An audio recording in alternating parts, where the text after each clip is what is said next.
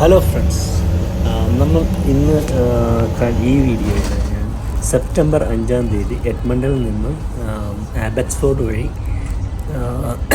USA Seattle എന്ന് പറയുന്ന സ്ഥലത്തേക്ക് പോയൊരു വീഡിയോ ആണ്. രാവിലെ എഡ്മണ്ടൻ എയർപോർട്ടിലെ പാർക്കിംഗ് ലോട്ടിൽ വണ്ടി പാർക്ക് ചെയ്ത ശേഷം അവിടെ നിന്ന് ഷട്ടിൽ കയറി എഡ്മണ്ടൻ എയർപോർട്ടിൽ ചെന്ന് ഫ്ലെയർ എയർലൈൻസിൻ്റെ ഒരു ഫ്ലൈറ്റിൽ കയറി യാത്ര തുടങ്ങിയാണ്. അപ്പോൾ ഫ്ലൈറ്റിൽ കഴിയുന്നതും ആളുകൾ വളരെ കുറവായിരുന്നു. കാരണം മോർണിംഗ് ഫ്ലൈറ്റാണ്, 5 മണിക്ക് സ്റ്റാർട്ട് ചെയ്യുന്ന ഫ്ലൈറ്റാണ്. അവിടെ നിന്ന് എഡ്മണ്ടനിലെ എയർപോർട്ടിൽ നിന്നും നമ്മൾ യാത്ര തുടങ്ങുകയാണ്. അതിനുശേഷം നമ്മൾ ഒരു 6 മണി കഴിഞ്ഞപ്പോഴേക്കും ഫ്ലൈറ്റ് സ്റ്റാർട്ട് ചെയ്തു. അവിടെ നിന്ന് പറന്ന് ആബറ്റ്സ്ഫോർഡ് എയർപോർട്ടിലേക്കാണ് ഈ ഫ്ലൈറ്റ് പറക്കുന്നത്. ഇപ്പോൾ നിങ്ങൾ കാണുന്നത് എഡ്മണ്ടൻ എയർപോർട്ടിൽ നിന്ന് ഫ്ലൈറ്റ് റൺവേയിൽ കൂടി പറന്നുയർന്ന് പോകുന്ന കാഴ്ചകളാണ്. അപ്പോൾ അതിനെ പറന്നുയർന്ന് പോയി എഡ്മണ്ടനിലെ ഈ പറയുന്ന പ്രയറീസിൻ്റെ കാഴ്ചകളാണ് ഇപ്പോൾ നിങ്ങൾ കാണുന്നത്. അങ്ങനെ പറന്നുയർന്ന് കുറച്ചുകൂടി മേലേക്ക് പോകുമ്പോഴേക്കും നമുക്ക് സിറ്റിയുടെ കുറേ കാഴ്ചകൾ നമുക്ക് കാണാൻ സാധിക്കും. അതിനുശേഷം ഒരു മണിക്കൂർ അടുത്താണ് എഡ്മണ്ടനിൽ നിന്നും ആബറ്റ്സ്ഫോർഡിലേക്കുള്ള യാത്രാ സമയം. ഏകദേശം ഒരു 7 മണി സമയമൊക്കെ കഴിഞ്ഞപ്പോഴേക്കും ആബറ്റ്സ്ഫോർഡിൻ്റെ ആകാശത്തിന് മുന്നിലൂടെ പറന്ന് വട്ടം കറങ്ങാൻ തുടങ്ങി. അപ്പോൾ നിങ്ങൾ കാണുന്നത് ഈ പറയുന്ന BCയിലെ കുറേ മലനിരകളാണ്. ഇവിടെ ചില മലകളുടെ മേലെ മഞ്ഞിപ്പോഴും ഉരുകിയിട്ടില്ല. അപ്പോൾ ആബറ്റ്സ്ഫോർഡിൻ്റെ ആകാശത്തിൽ വട്ടം കറങ്ങി കുറേ നേരം വട്ടം കറങ്ങിയ ശേഷം അത് പതുക്കെ ലാൻഡിങ്ങിന് തയ്യാറെടുക്കുകയാണ്. ആബറ്റ്സ്ഫോർഡിലെ പ്രത്യേകത ഇവിടെ ഒരുപാട് കൃഷിയിടങ്ങളുണ്ട് എന്നുള്ളതാണ്. കൂടുതലും പിന്നീട് മറ്റൊരു പ്രത്യേകത എന്ന് പറഞ്ഞാൽ ആബറ്റ്സ്ഫോർഡിൽ ഒരുപാട് കാലിക്കൃഷിയുണ്ട്. അപ്പോൾ ഈ എയർപോർട്ടിലേക്ക് ഇറങ്ങി ചെല്ലുമ്പോൾ തന്നെ നല്ല ചാണകത്തിൻ്റെ മണമാണ് ഇവിടെ നമ്മളെ വരവേൽക്കുന്നത്. ആബറ്റ്സ്ഫോർഡ് എയർപോർട്ടിലേക്ക് ലാൻഡ് ചെയ്യുന്ന ദൃശ്യങ്ങളാണ് കാണുന്നത്. മറ്റൊരു പ്രത്യേകത, ഇവിടെ കനേഡിയൻ ഫോഴ്സിൻ്റെയൊക്കെ ഒരുപാട് വിമാനങ്ങൾ ഇവിടെ പാർക്ക് ചെയ്തിട്ടുണ്ട്. പിന്നീട് നമ്മൾ ഇറങ്ങി നമ്മുടെ എയർപോർട്ടിലെ ഒരു റെൻ്റ് കാർ കൗണ്ടറിൽ പോയി നമ്മൾ ബുക്ക് ചെയ്യുന്ന കാറ് കിട്ടി. ഇത് കിയയുടെ ഒരു K4 എന്ന ഒരു വാഹനമാണ് നമുക്ക് ഇന്ന് അവർ തന്നിരിക്കുന്നത്. അപ്പോൾ കിയ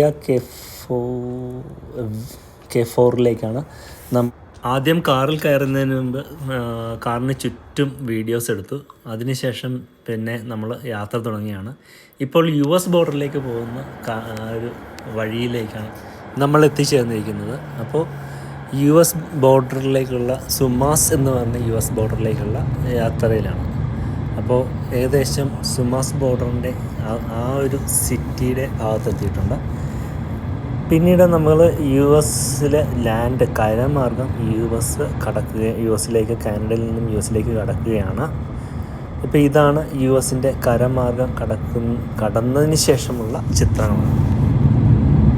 ഇന്ന് രാവിലെ ആദ്യം തന്നെ വന്ന ഒരു യാത്രികൻ എന്ന രീതിയിൽ എൻ്റെ കാറ് നന്നായിട്ട് അവർ പരിശോധിച്ചിട്ടാണ് US കടത്തിയിട്ടത്.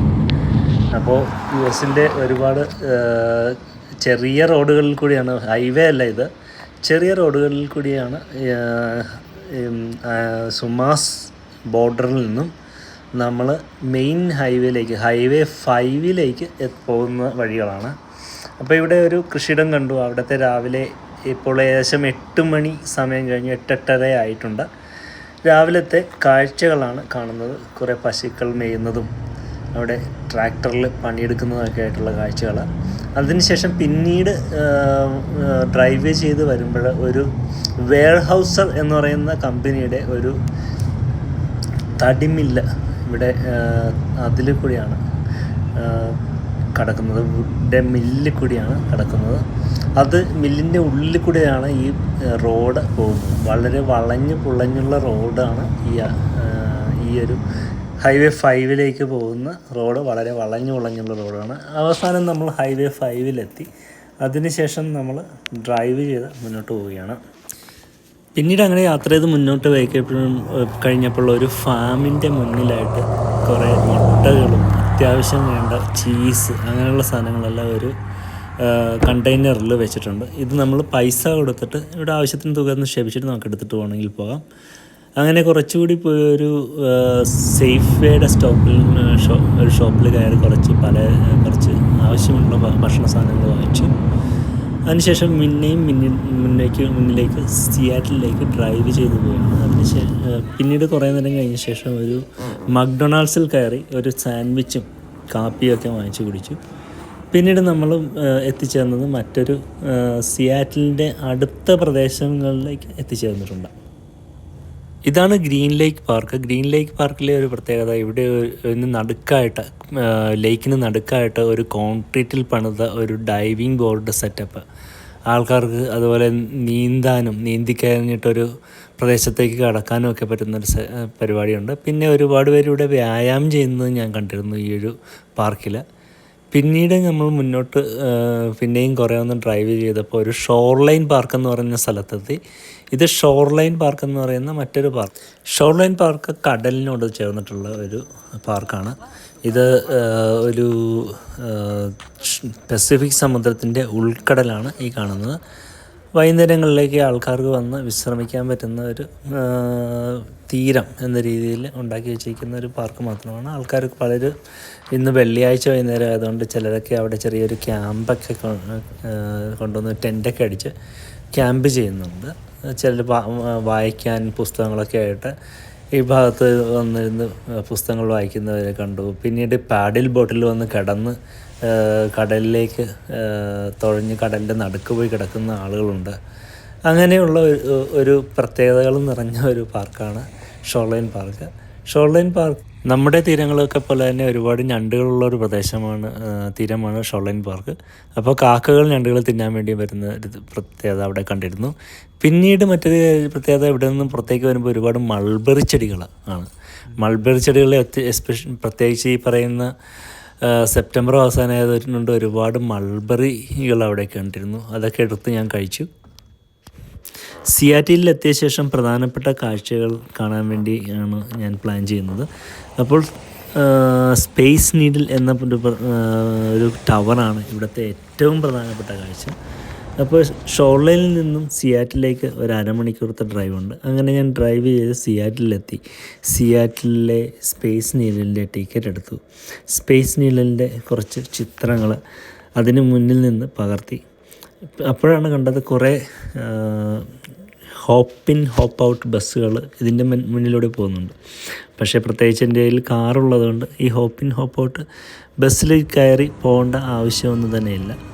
അപ്പോൾ സ്പേസ് നീഡിൽ കണ്ട ശേഷം അടുത്ത ഓരോരോ പ്രദേശങ്ങളിലേക്കും പോകാമെന്ന് വിചാരിച്ചു. ഇത് ശരിക്കും സ്പേസ് നീഡിൽ ടൊറൻറ്റോയിലെ CN ടവർ പോലെ തന്നെ ഉള്ളൊരു നീഡിൽ ഒരു ടവറാണ്.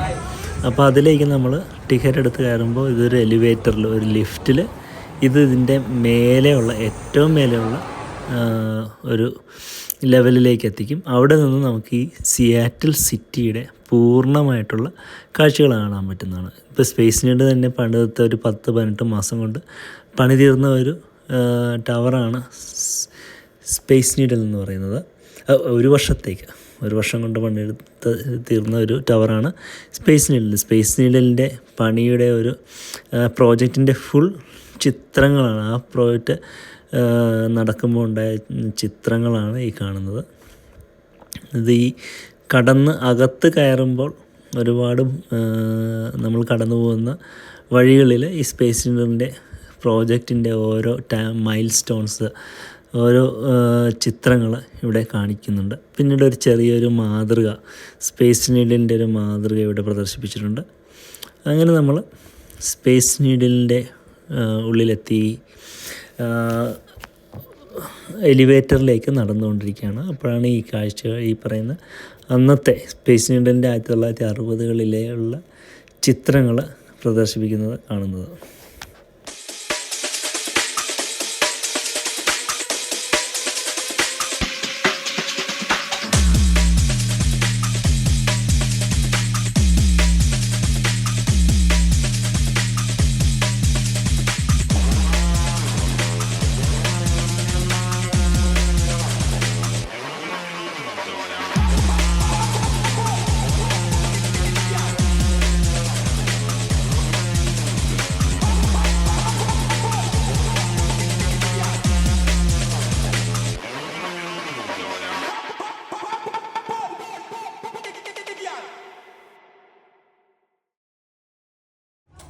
അങ്ങനെ സ്പേസ് നീഡിലൂടെ ഏകദേശം 1 മിനിറ്റോളം യാത്ര ചെയ്തു.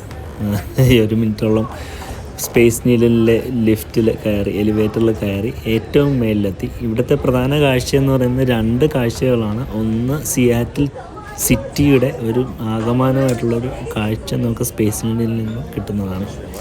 അതോടൊപ്പം തന്നെ സിയാറ്റിലെ വാട്ടർ ഫ്രണ്ടിൻ്റെ ഒരു വ്യൂ ആണ് സ്പേസിൽ നിന്ന് ലഭിക്കുന്ന മറ്റൊരു പ്രത്യേകമായിട്ടുള്ള കാഴ്ച. ഏകദേശം ഒരു 5:30-6 മണി സമയമായപ്പോഴാണ് ഞാൻ സ്പേസ് നീഡിൽ കയറിയത്. അപ്പോൾ ഏകദേശം സൂര്യൻ അസ്തമിക്കുന്നതിന് മുൻപുള്ള കുറേ സമയങ്ങളാണ് സ്പേസ് നീഡിൽ സ്പെൻഡ് ചെയ്തത്. സ്പേസ് നീഡിൽ നിന്ന് നോക്കുമ്പോൾ നമുക്ക് വാട്ടർ ഫ്രണ്ടിൽ നിന്നുള്ള ഫെറിയിലെ കാഴ്ചകൾ, പോർട്ടിൻ്റെ കാഴ്ചകൾ, ഹാർബറിൻ്റെ കാഴ്ചകൾ, അങ്ങനെ സിയാറ്റിൽ സിറ്റിയുടെ മൊത്തമായിട്ടുള്ള കാഴ്ചകൾ, അവിടെ നടക്കുന്ന ഓരോ കാര്യങ്ങൾ, ഇതൊക്കെ കാണാനായിട്ടുള്ള ഒരു അവസരം സ്പേസ് നീഡിൽ നിന്നുണ്ടാകും. സ്പേസ് നീഡിൽ നിന്ന് തന്നെ സിയാറ്റിൽ സിറ്റിയെക്കുറിച്ച് ഒരു വ്യക്തമായിട്ടൊന്നും പഠിച്ചെടുക്കാൻ സാധിക്കും. അതിനുശേഷം യാത്ര ചെയ്യുമ്പോൾ കൂടുതലായിട്ട് സിറ്റിയെക്കുറിച്ച് മനസ്സിലാക്കും.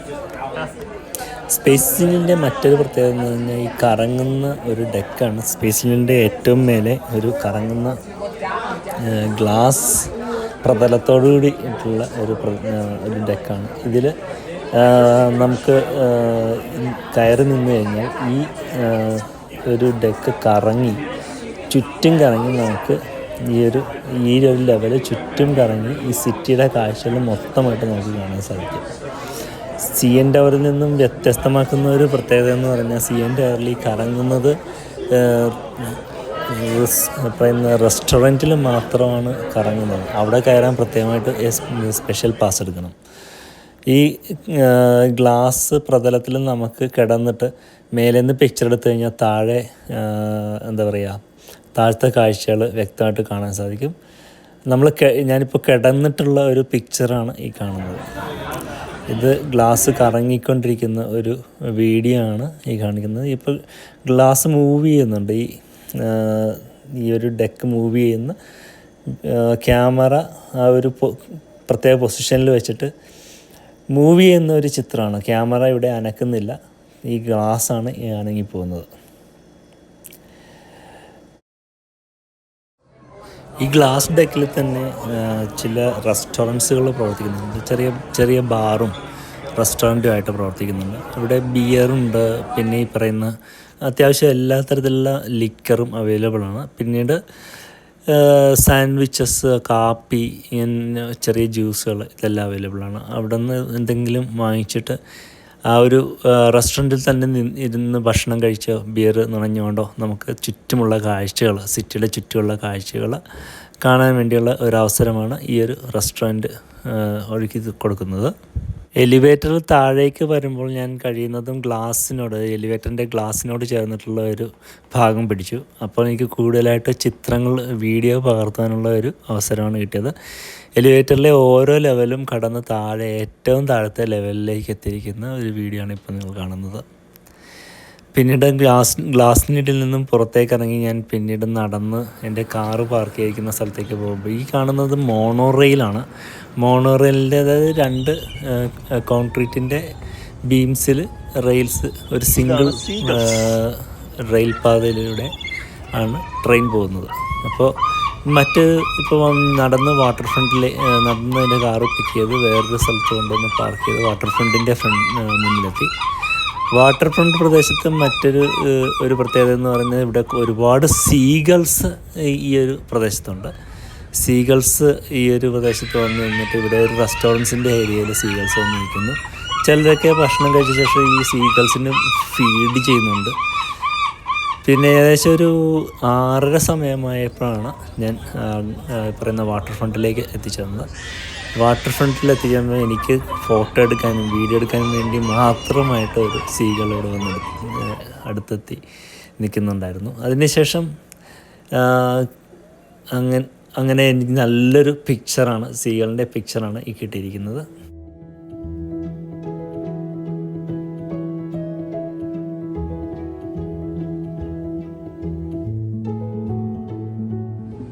സ്പേസ് നീലിൻ്റെ ടിക്കറ്റ് എടുത്തപ്പോൾ തന്നെ അതിനോടൊപ്പം തന്നെ ഒരു അർഗോസി സിറ്റി ക്രൂയിസ് ടൂറിൻ്റെ ഒരു ടിക്കറ്റ് കൂടി കിട്ടിയിരുന്നു. അത് പിയർ 54 എന്ന് പറയുന്ന 54 എന്ന പിയറിലാണ് ഈ അർഗോസി സിറ്റി ക്രൂയിസ് ടൂർ ഉള്ളതെന്ന് പറഞ്ഞിരുന്നു. അപ്പോൾ ഞാൻ അവിടെ നാളത്തേക്ക് കാണാമെന്നാണ് വിചാരിക്കുന്നത്. അപ്പോൾ ഇന്ന് ഞാൻ ആ സ്ഥലം ഒന്ന് നോട്ട് ചെയ്ത് വെച്ചു. അതിനുശേഷം അതിൻ്റെ ടൈമിങ്സൊക്കെ ഇവിടെ പ്രദർശിപ്പിച്ചിട്ടുണ്ട്. അത് 10:45 നാളത്തെ എൻ്റെ സിറ്റി ടൂറിൻ്റെ ടൈമിങ് ഉള്ളത് പറഞ്ഞിരിക്കുന്നത്. അപ്പോൾ ആ സമയത്തേക്ക് നാളെ പ്ലാൻ ചെയ്ത് വരാൻ സാധിക്കും.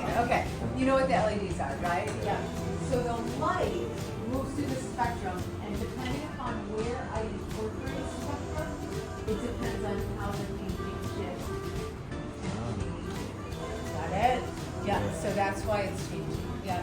So this one, this one's about medium speed. This is very slow. This one, if you focus in on the waterfall person first, it sets the eyes in nice and deep, and then you guys can come in.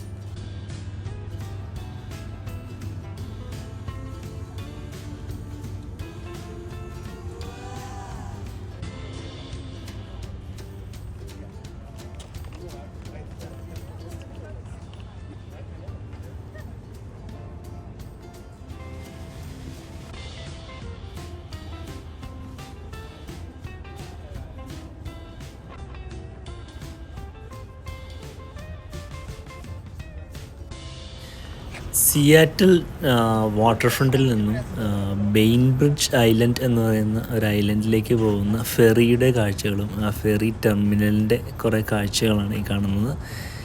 ഇന്നിപ്പോൾ വൈകുന്നേരം ഞാൻ ferry ടെർമിനലിൽ ചെന്ന് ഫെറിയിൽ കയറുന്നതിനുള്ള ടിക്കറ്റിൻ്റെ charge, പിന്നെ എത്ര സമയം എടുക്കും, അങ്ങനെ കുറച്ച് കാര്യങ്ങൾ അന്വേഷിച്ചിട്ട് നാളത്തേക്ക് ഇത് പ്ലാൻ ചെയ്യുകയാണ്. അപ്പോൾ ഇന്നിപ്പോൾ വൈകുന്നേരം ഇനി ഫെറിയിൽ കയറി അപ്പുറത്ത് ബെയിൻബ്രിഡ്ജ് ഐലൻഡിൽ ചെന്നിട്ട് പിന്നീട് കാഴ്ചകളിലേക്കൊന്നും കടക്കാൻ സാധിക്കില്ല എന്നുള്ള ഉറപ്പുള്ളതുകൊണ്ട് തന്നെ നാളത്തേക്ക് അത് മാറ്റിവെക്കുകയാണ്. ഇപ്പോൾ വൈകുന്നേരം ഒരു 7 മണി സമയത്തോടടുത്തിട്ടുണ്ട്.